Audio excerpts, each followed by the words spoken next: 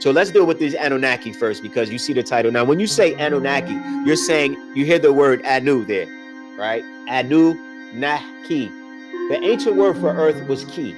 This is where the Greeks adopted the word geo or geo. You see that, geology, geography, right? That G-E-O is really a key or Q-U-O or Q-I. Ki was the name for earth. So Anunnaki, or Anu is this their highest deity. He's known as An. Okay, he had another name. He's known as An, and he also was known as El Elyon in the Hebrew. But the question is, what is his Sumerian name?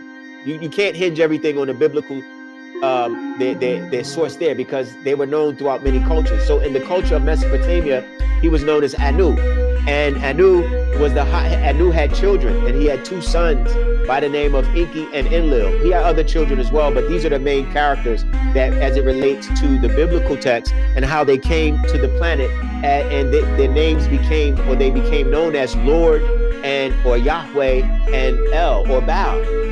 Right? You'll see that throughout the Samuels. You'll see Yahweh as a title, but it's not exclusive to Enki. Enki, you hear the word ki, was Lord of the earth.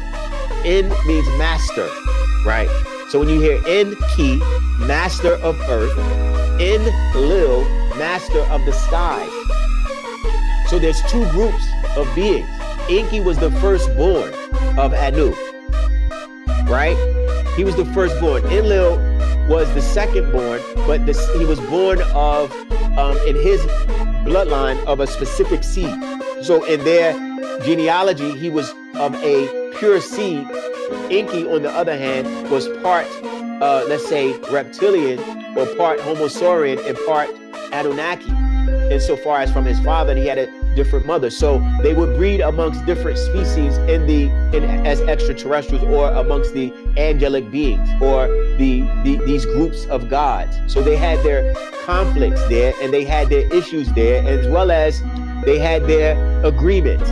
But what happens is, understanding their genealogy and their interaction, you have to understand the story of what happened before Genesis, and then we'll walk down to how these beings played a part in Genesis and why they decided to make a man.